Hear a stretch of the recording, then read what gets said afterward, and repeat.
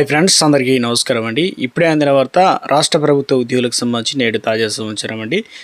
ఈ వీడియోలో వచ్చేసి 2 నుంచి 3 అప్డేట్స్ అయితే ఉన్నాయి. తేదీ చూసుకున్నట్లయితే ఫిబ్రవరి 20 తారీఖు అండి 2026. చివరి చూడండి, అర్థమవుతుంది. మొదటి ఛానల్ వస్తే తప్పకుండా సబ్స్క్రైబ్ చేసుకోండి. చూస్తున్నారు కానీ లైక్ చేయడం మర్చిపోతున్నారు. వెంటనే లైక్ చేయండి. వీడియోలోకి అయితే వెళ్ళిపోదామండి. మనం మొట్టమొదటి అప్డేట్ వచ్చేసి ప్రస్తుతం సిఎస్ పదవి కాలం మార్చి నెలాఖరులో ముగియనుందనమాట. తర్వాత నేపథ్యంలో ఆయనకు మరోసారి ఎక్స్టెన్షన్ ఇప్పిస్తారా లేక కొత్త సిఎస్ని ఎంపిక చేస్తారనేది జోరుగా చర్చ నడుస్తుంది. అయితే ఈ అంశం పైన ముఖ్యంగా ఇదిలా ఉన్న సీనియర్ ఐఏఎస్లు ఇందులో వచ్చేసి మనకు సంజయ్ జాజు, వికాస్ రాజు, సవ్యసాచి ఘోషు, జయేష్ రంజన్, శశాంక్ గోయల్ రేసులో అయితే ఉన్నారన్నమాట. ఇక తెలంగాణ ప్రధాన కార్యదర్శి కె రామకృష్ణరావు పదవి కాలం వచ్చే నెల మార్చితో ముగియనుంది. దీంతో కొత్త సీఎస్ ఎవరన్న దానిపైన చర్చ అయితే జోరుగా అయితే నడుస్తూ ఉందన్నమాట. మొత్తానికి అయితే వీరు పోటీలో ఉన్నట్లు చెప్తూ ఉన్నారన్నమాట. ఇక తెలంగాణ రాష్ట్ర వ్యాప్తంగా చూసుకున్నట్లయితే మరొక అప్డేట్ అయితే వచ్చిందండి. కీలక ఆదేశాలు అయితే జారీ చేయడం జరిగింది. సంచలన నిర్ణయం తీసుకున్నారు. దక్షిణ మండలి విద్యుత్ సంస్థలో వస్తున్నటువంటి అవినీతి ఆరోపణలపై రాష్ట్ర ప్రభుత్వం చర్యలు చేపట్టింది. అవినీతికి పాల్పడ్డారన్న ఆరోపణల నేపథ్యంలో మొత్తం 8 మంది, అందులో 4 ఇంజనీర్లు ఉన్నారు, 3 లైన్మెన్లు ఉన్నారు, ఒక ఆర్టిజన్ను సస్పెండ్ చేస్తూ ఉత్తర్వులు అయితే జారీ చేశారు. ప్రజలకు సేవలు అందించాల్సిన ప్రభుత్వ శాఖలో అవినీతి సహించమని ప్రభుత్వం ఈ సంఘటన రుజువు చేసింది అనమాట. అవినీతికి పాల్పడిన వారిపై ప్రభుత్వం కఠిన చర్యలు తీసుకుంది. ఇక ముఖ్యంగా చూసుకున్నట్లయితే విద్యుత్ శాఖలో పారదర్శకత పెంచేందుకు ప్రభుత్వం ఈ చర్యలు చేపట్టినట్లు తెలిసిందనమాట.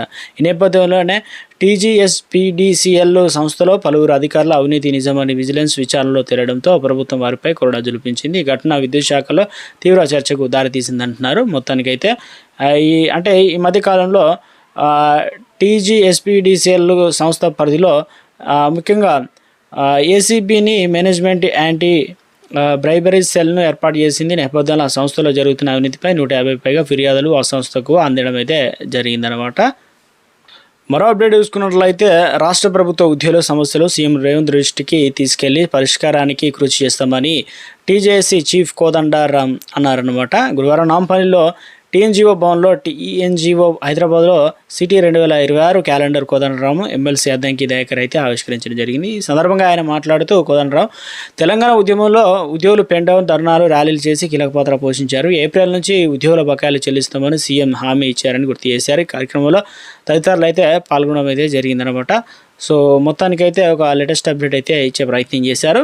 మరో అప్డేట్ అయితే రావడం జరిగిందండి. ఇక్కడ హైదరాబాద్లో ఉద్యోగులకు మినహాయింపు అంటూ ఆర్టికల్ ఇచ్చారు. ఉద్యోగులకు మినహాయింపు అంటే ఇన్నాళ్ళుగా కీలకంగా పనిచేసిన ఉన్నతాధికారులకు విన్నవించాం. ఉమ్మడి జిల్లాల్లో దాదాపు 76 మంది ఆందోళనలో కుటుంబ సభ్యులు ఉన్నారు. న్యాయం చేయాలంటే అధికారులు, పాలకులు, వేడుకలు. ఇక తహసీల్దార్ కార్యాలయంలో 2008 నుంచి కంప్యూటర్ ఆపరేటర్గా చాలిన వేతనంతో జీవనం గడుపుతున్న 3-4 నెలలకు ఒకసారి వేతనం చెల్లిస్తుండడం. ఇప్పటికే కాంట్రాక్ట్ ఉద్యోగులు గుర్తింపు వస్తుందని భావించాం, కానీ ఏకంగా ఉన్న ఉద్యోగాలు తొలగించడం, బయటకు పంపే ప్రయత్నం చేస్తున్నారని, సో ఊహించని విధంగా జరుగుతుందని చెప్పేసి తమకు ఆదుకోవాలని చెప్పేసి కోరుతున్నారు అనమాట కాంట్రాక్ట్ ఉద్యోగులు.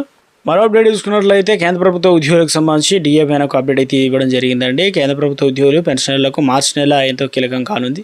ఎందుకంటే 2 తెలుగు రాష్ట్రాల్లో ఉద్యోగాలు చేస్తుంటారు, పెన్షన్ కూడా పొందుతున్నారు కాబట్టి. ఇక 2026 హోలీ పండుగ సందర్భంగా ప్రభుత్వం డేర్నెస్ అలవెన్స్ అనేది పెంపై కీలక ప్రకటన అయితే చేసి ఉందన్నమాట. బలంగా వినిపిస్తుంది. మొత్తానికైతే డిఏ అనేది మరో 2% మేర పెరిగే అవకాశాలు ఉన్నట్లు స్పష్టంగా కనిపిస్తుంది. అదే జరిగితే ఉద్యోగులు డిఏ అనేది 50% నుంచి 60%కి చేరుకుంటుంది. దీని ద్వారా ఉద్యోగుల జీతాలు కావచ్చు, ఇవన్నీ కూడా డిఏ ఆధారంగా మొత్తానికి ఎప్పుడు రిలీజ్ చేయబోతున్నారు, వీటిని ప్రకటించే సమయం పండుగలపై ఆధారపడి ఉంటుంది. కాబట్టి 2026 హోలీ పండుగ మార్చి 3న అయితే రానుంది. గతంలో దీపావళి ముందే డిఏ పెంపుపై ప్రకటించిన సాంప్రదాయాన్ని కేంద్రం ప్రకటిస్తుంది. ఈ క్రమంలోనే మార్చి మొదటి వారంలోనే ప్రధాని మోదీ నేతృత్వంలో కేబినెట్ ఈ పెంపుకు ఆమోదం తెలపవచ్చని చెప్పేసి ఉద్యోగ సంఘాలు అయితే ఆశిస్తూ ఉన్నాయన్నమాట. ఒక అప్డేట్ ఇచ్చారు. మరో అప్డేట్ అయితే రావడం జరిగిందండి. సిఎస్ రామకృష్ణారావుతో ఐఎస్టీఏ ప్రతినిధులు బృందం భేటీ కావడం జరిగింది. ఇంటర్నేషనల్ సీడ్ ఏదైతే ముఖ్యంగా ఇందులో ప్రధానంగా టెస్టింగ్ ఏజెన్సీ స్విట్జర్లాండ్ ప్రతినిధులు అయితే గురువారం సచివాలయంలో సిఎస్ రామకృష్ణారావుతో అయితే మీటింగ్ అయితే కావడం అయితే జరిగిందంటూ ఒక ఆర్టికల్ అయితే ఇవ్వడం జరిగిందనమాట. ప్రాధాన్యత సంతరించుకుందంటున్నారు.